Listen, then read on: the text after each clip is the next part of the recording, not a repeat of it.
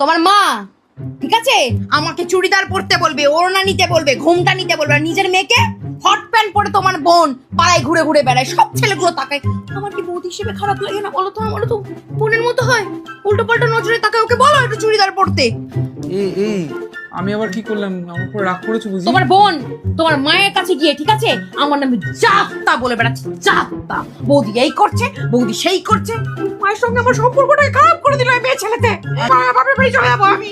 আরে কি হয়েছে আমাকে দেখ। তোমার বোন একবার করে আমার ঘরে ঢুকবে, একটা করে লিপস্টিক নিয়ে চলে যাবে, একটা করে লাইনার নিয়ে চলে যাবে। আরে ফেরত দে, ফেরত দেওয়ার কোনো নাম নেই। তোমার মা তো খুব বলেছিল আমি নাকি উনার মেয়ের মতো হই। তো কই কোনদিন তো বড় মাছের পিসটাই না আমাকে বললো না যে বৌমা খাও?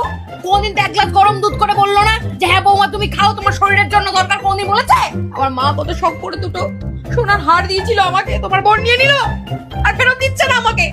বসে থাকো তুমি, চুপ করে বসে থাকো এরকম ভাবেই। তুমি কিচ্ছু করো না, ইচ্ছু করো না, আমি সংসার করবো না, আমি করবো না। যাই রান্না করছি তাতেই দেখছি নুন বেশি হয়ে যাচ্ছে। কেন হচ্ছে এগুলো আমি কিছু বুঝতে পারি না। আমার মাথায় কিছু লেখা আছে ওই তোমার বোনে খাবারে নুন মেশাচ্ছে যাতে তোমার মায়ের সঙ্গে আমার সম্পর্ক খারাপ হয়। মায়ের চোখে আমি এমনি খারাপ হয়ে গেছি। কিছু করো, কিছু করো, নিজের বোনকে সামলাও বুঝলে? হাতে পায়ে একটু লাগাম দাও।